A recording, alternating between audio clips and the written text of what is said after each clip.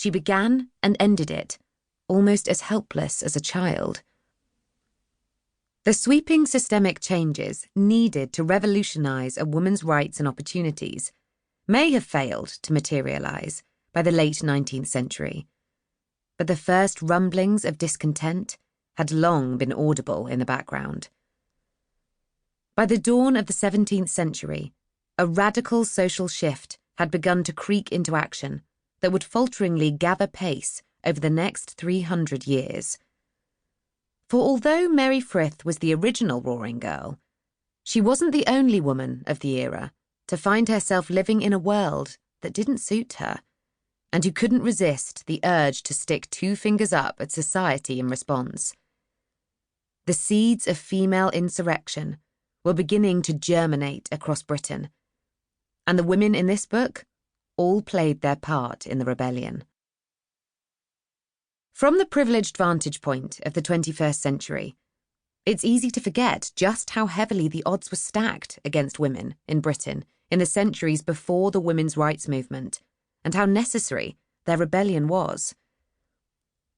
From the day she was born, a girl was automatically considered of less value than her male peers, and throughout her life, she would be infantilized and objectified accordingly. Her function in the world would forever be determined by her relationship to men. First, her father, then her husband, or, in their absence, her nearest male relation. On them, she was legally and financially dependent, and should she end up with no male protector at all, she would find it a desperate struggle to survive. By the age of 7, a girl could be betrothed. At 12, she could be legally married. Her only presumed trajectory was to pass from maid to wife to mother and, if she was lucky, grandmother and widow. Any woman who tried to deviate from this path would quickly find her progress blocked by the towering patriarchal infrastructures in her way. Denied a formal education and barred from the universities, she would find that almost every respectable career was closed to her. She couldn't vote, hold public office, or join the armed forces. The common consensus was that her opinions were of no value and her understanding poor, and consequently, she was excluded from all forms of public and intellectual life, from scholarship to parliament to the press. While the men around her were free, if they could afford it, to stride out into the world and participate in all it had to offer, she was expected to know her place and to stay in it. Suffocating in the home if she was genteel, toiling in fields, factories, homes, and shops if she wasn't. Genius was a male quality, and leadership a male occupation. Even queens would have their qualifications questioned by men who assumed they knew better. The only careers open to a woman during this period were those of wife and mother. But even if her home life turned out by chance to be happy, these roles still came with considerable downsides. Legal impotence was perhaps the most obvious.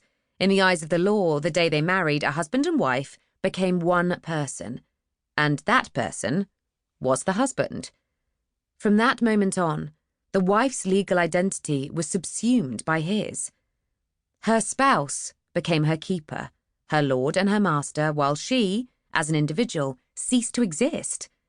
Any money she might earn, any object she might own, from her house right down to her handkerchiefs, instantly became his, while all his worldly goods he kept for himself.